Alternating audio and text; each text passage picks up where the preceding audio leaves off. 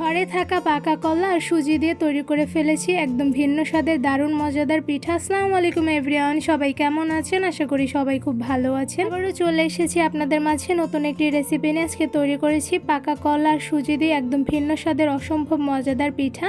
এই পিঠা তৈরি করা কিন্তু খুবই সহজ, কোনো রকম ঝামেলা ছাড়া এই মজাদার পিঠাটা আমি কিভাবে তৈরি করেছি সেই রেসিপিটি আজকে আপনাদের সঙ্গে শেয়ার করব।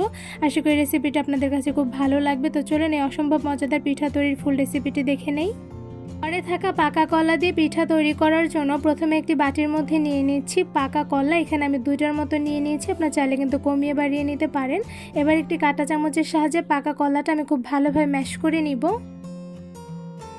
পাকা কলাগুলো ম্যাশ করার সময় কিন্তু কাঁটা চামচ দিয়ে খুব ভালোভাবে ম্যাশ করে নেওয়া যায়, তাই একটা কাঁটা চামচ ব্যবহার করলেই কিন্তু সবথেকে ভালো হয়। এই পর্যায়ে পাকা কলাগুলো কিন্তু কাঁটা চামচের সাহায্যে খুব ভালোভাবে ম্যাশ করে নিয়েছি। এবারে ম্যাশ করা কলার মধ্যে দিয়ে দিচ্ছি ময়দা। এখানে আমি 1 কাপ পরিমাণ ময়দা দিয়ে দিচ্ছি, আপনার চাইলে কিন্তু আটাও ব্যবহার করতে পারেন, বাট ময়দা দিলে বেশি ভালো হয়।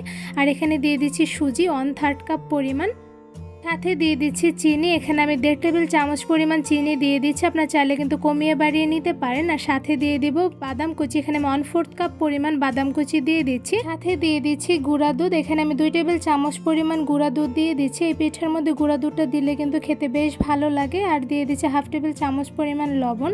এবার সবগুলো উপকরণ খুব ভালোভাবে হাতের সাহায্যে মেখে মিশিয়ে নিব। ময়দার সঙ্গে সবগুলো উপকরণ খুব ভালোভাবে হাতের সাহায্যে মেখে কিন্তু মিশিয়ে নেওয়া হয়ে গিয়েছে। এবার এই ময়দার মধ্যে দিয়ে দিচ্ছি তেল। এখানে আমি রান্নার তেল দিয়ে দিচ্ছি 1.5 টেবিল চামচ পরিমাণ। এবার খুব ভালোভাবে ময়দার সঙ্গে তেলগুলো মেখে মিশিয়ে নিব। ময়দার সঙ্গে তেলগুলো খুব ভালোভাবে মেখে মিশিয়ে নিয়েছি। এবার এর মধ্যে দিয়ে দিচ্ছি পরিমাণ অনুযায়ী পানি। এবার খুব ভালোভাবে মেখে একটি সফট ডো তৈরি করে নিব। ময়দার ডোগুলি হাতের সাহায্যে খুব ভালোভাবে মুথে একটি পারফেক্ট ডো তৈরি করে নিতে হবে। তো এদিকে দেখতেই পাচ্ছেন ময়দার ডোগুলো কিন্তু খুব ভালোভাবে হাতের সাহায্যে মুথে একটি পারফেক্ট ডো তৈরি করে ফেলেছি। তো এখানে কিন্তু ময়দার ডোটি মিডিয়াম সফট করেই মুথে নিয়েছি, দেখতেই পাচ্ছেন। এবারে মুথে নেওয়া ময়দার ডোগুলো একটি সাইডে 5 থেকে 10 মিনিটের মতন রেস্টে রেখে দিব। ময়দার ডোগুলো কিছুক্ষণ রেস্টে রেখে দেওয়ার পরে এবার এগুলো দিয়ে আমি পিঠা তৈরি করে নেব। তো পিঠা তৈরি করার জন্য ময়দার ডো থেকে ছোট একটি লিচি কেটে আমি হাতের সাহায্যে ঘষে ঘষে লম্বা শেপ করে একটি পিঠা তৈরি করে নিচ্ছি। অ্যাকচুয়ালি পিঠাটা আমি কিভাবে তৈরি করে ফেলেছি তা কিন্তু আমার ভিডিওর মাধ্যমে আপনারা দেখতে পেয়েছেন। এই তো একটা পিঠা কিন্তু তৈরি হয়ে গিয়েছে। এবার সেম প্রসেসে আরও কিছু পিঠা তৈরি করে নেব। তো এখান থেকে আমি ছোট একটু লিচি কেটে হাতের সাহায্যে খুব ভালোভাবে ঘষে ঘষে লম্বা শেপ করে একটি পিঠা তৈরি করে নিচ্ছি। পিঠাগুলো তৈরি করা কিন্তু খুবই সহজ। এদিকে দেখতেই পাচ্ছেন আমি আরও একটি পিঠা তৈরি করে ফেলেছি। এবার বাকি ময়দার ডোগুলো দিয়ে আমি সবগুলো পিঠা একটা একটা করে সেমভাবে তৈরি করে নিব। এই তো সবগুলো ময়দার ডো দিয়ে খুব সুন্দরভাবে ছোট সাইজ করে কিন্তু অনেকগুলো পিঠা বানিয়ে ফেলেছে। আর পিঠা বানানো কিন্তু খুবই সহজ, আপনারা কিন্তু যে কোনো ডিজাইনে এই পিঠাগুলো বানিয়ে নিতে পারবেন। এবার সবগুলো পিঠা আমি ভেজে নিব।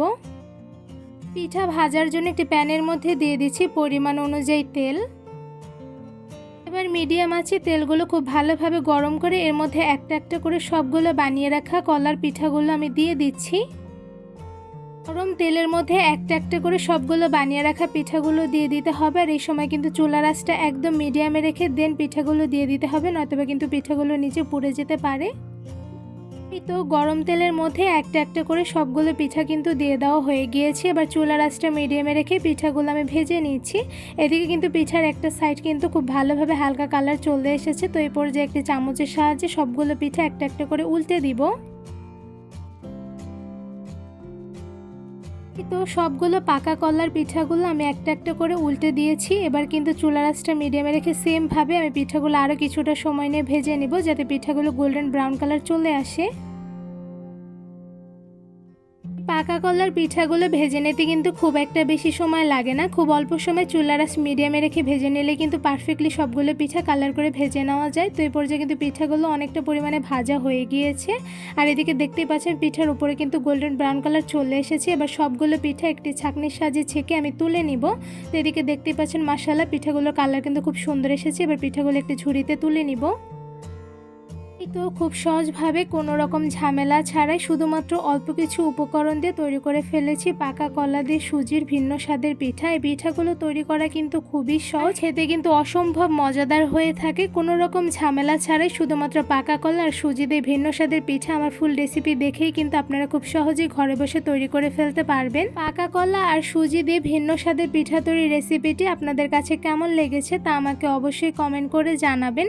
এই পিঠাগুলো ভিতরে কেমন হয়েছে তা আমি একটু আপনাদের ভেঙে দেখাচ্ছি। তো এদিকে দেখতে পাচ্ছেন মাশাআল্লাহ পিঠার কালারটা দেখতে যেমন সুন্দর হয়েছে সাথে কিন্তু খুবই লোভনীয় হয়েছে।